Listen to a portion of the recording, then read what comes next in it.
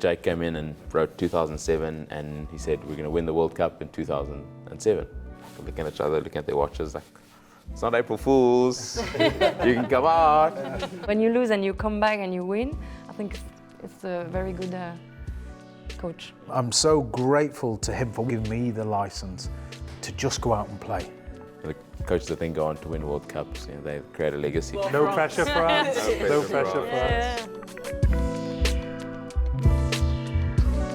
So we've talked about the greatest stadiums from a Rugby World Cup experience, greatest players, greatest teams. I've always had a very different view when asking who's the greatest coach you've played under, because I truly do believe that every coach sort of played a part in the person and rugby player I became. And it's easy to say captain and player because they stand out, but like as a player playing it, it's really difficult. We had a phenomenal coach in Jake White leading up to 2007, who I wasn't actually a part of the very first camp that the Springboks had in Bloemfontein when Jake came in. But apparently the story goes, he brought back a Jaco van der Westhuizen, a Percy Montgomery who was playing in Wales, he brought back Osti Rand, who's sort of almost been retired. And he got into the meeting room and was greeting everyone, and he pulled up a slide and it said 2007. Like, John, South Africa had come from a real downtrodden Rugby World Cup 2003. We'd been horribly beaten by England in the pool stages. New Zealand absolutely decimated us. We were like 6th or 7th in the world. And apparently Jake came in and wrote 2007 and he said, we're going to win the World Cup in 2007. Like, John Smith had been named captain at like a very young age. And looking at each other, looking at their watches, like, it's not April Fools, you can come out. But Jake really had this meticulous planning. He knew almost, I'd say 80% of his players that would be playing in a World Cup final. It's difficult because I know you got to experience some of the greats of the world. I know there's the Warren Gatlins, and we can chat about the Clive Woodwards. But maybe someone I just want to maybe throw to you. He'd been in 2003 as a runner-up. We'll maybe chat a little bit later about 2015 and something he caused there. But Eddie Jones was actually an assistant or consultant in 2007 when we won the Rugby World Cup. As a coach, does he sort of rate up there with some of the best you've seen? I think he's got to. I mean, whether you love him or you hate him, he's a coach that has, I guess, been part of some amazing sides. Like you said, in 2003, he was head coach of the Australian side that, they became runners-up. He was part of 2007 side as a consultant. And then in 2019, he takes the England team, to the final. They think they've not got the result. He's not been part of a team that's won a World Cup yet. And I guess, is that what you say? The best coaches are the ones that have got that accolade to say that they've won a Rugby World Cup. I think what we've seen with Fabien Galthié over the last few years must have the French excited, because he was highly rated as a player, but then to sort of take up things. And he actually had a tough time with Montpellier, with Toulon. Exactly. It didn't go well. But he sort of got something. It's like he learned, and he's different now in the relationship with the players, because I think he's always been a very good, one of the best technical. Yeah. Exactly. Thank you for helping me. But I think maybe he missed the relationship part, and now what he did when he took this team with Rafael Ibanez, so the story is nice because 1999 we want to see them succeed again. Yeah. They choose to put a lot of very good players apart from the team. They choose to listen.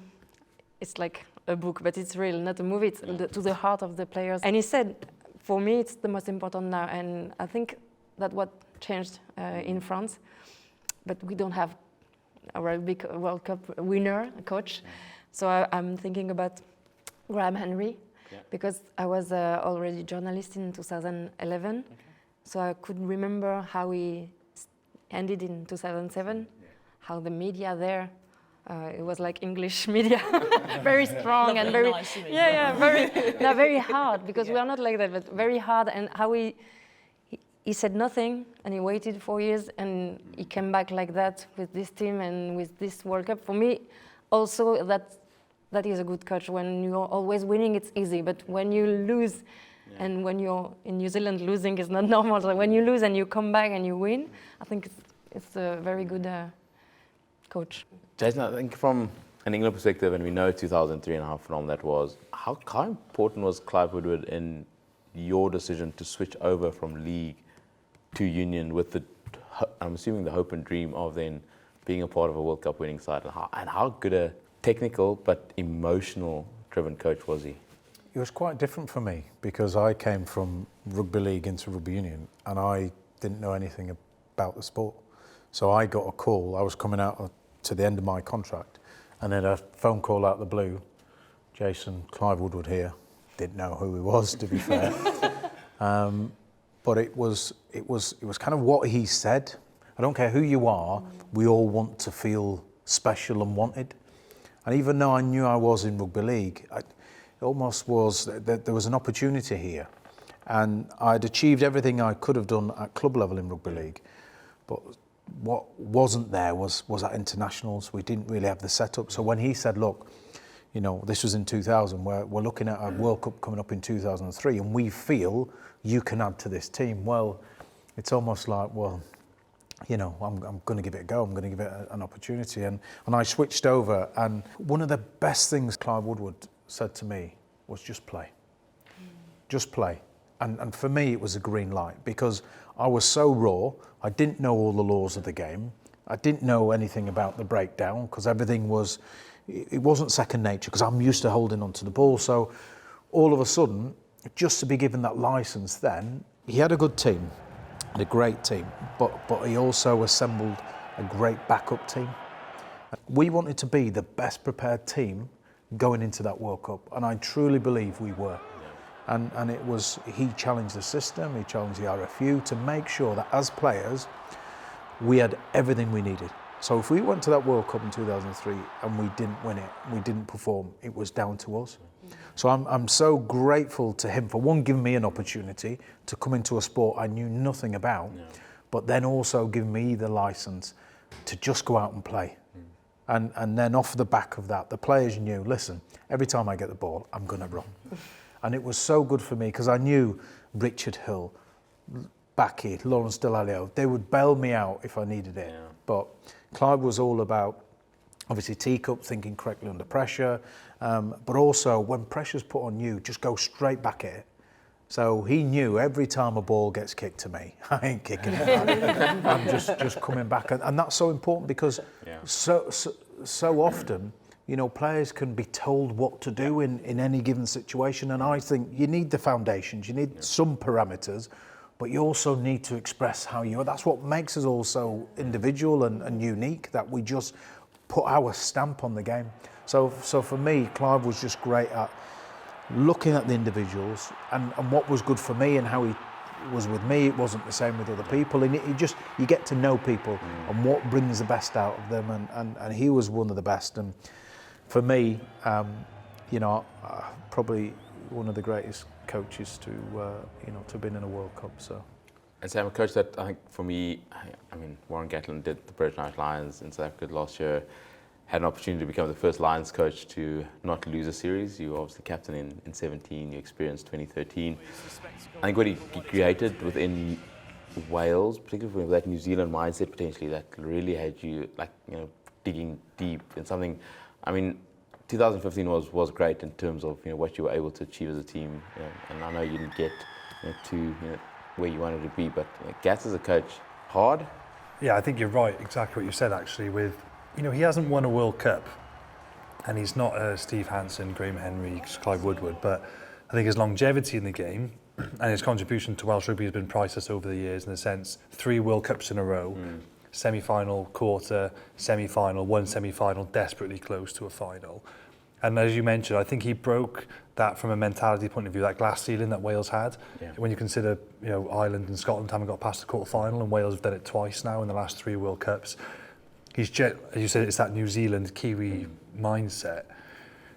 He's got the boys genuinely believing that a World Cup final is doable, and you don't raise your eyebrows at that. That's acceptable. So I think from his Welsh rugby contribution, he'd be there, but from a world stage, Steve Hansen stands out to me as well, because he was part of the backroom staff in 11, stepped up to the head role to back it up, and backed it up in 15. And then Sir Clive Woodward as well, again, for breaking the mould and being the first Northern team to win a World Cup with England. And I still think they have set the benchmark. You know, from a Northern Hemisphere point of view, no one's reached that height. France, you know, have a massive opportunity to do that. But so far as things are, you know, Sir Clive Woodward and his team in 2003, from a Northern Hemisphere perspective, you know, he's been a great as well. So I'd narrow it down to Sir Clive Woodward or Steve Hansen.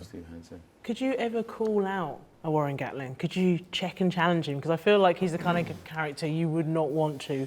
Warren actually wanted to be challenged, and Welsh guys naturally are quite quiet. I always remember he said when he was asked to compare the English, the Irish, the Welsh and the Scottish, he'd be like, the Irish and the English are actually very challenging and forthright in their opinions, where the Welsh lads are kind of more do what they're told and we'll do it. So we tried to encourage that, and he did. And if somebody would put their hand up and challenge a tactic, then he welcomed that. He wanted it because he thought that's how you get, and I'm sure it was probably the same in the environment you boys were in. Rugby is not a dictatorship with a coach saying what to do. You need to get the input from all the players. So again, that's a New Zealand trait I think he wanted to bring into the Welsh team. So, and that's one thing I really admired about him, is it wasn't my way or the highway. It was a real collective effort. So he really did change the psyche of us. Oh, greatest coach. I think there's many, and I think we've all been a part of teams that you need to be steered, and the coaches that then go on to win World Cups, you know, they create a legacy. So here's hoping we see some great coaches come up in 2023. We always look at me. I hope. No pressure for us. No pressure for us. Yeah. But no, guys, that was a great discussion. Love the food. I'm going to take care of these mains now. So, Jason, I mean, it was mains, and I mean, we are in Paris. It's a little bit expensive. I'll go 50-50 as wingers. You sure? Well, yeah, back three. yeah. Thank you, guys.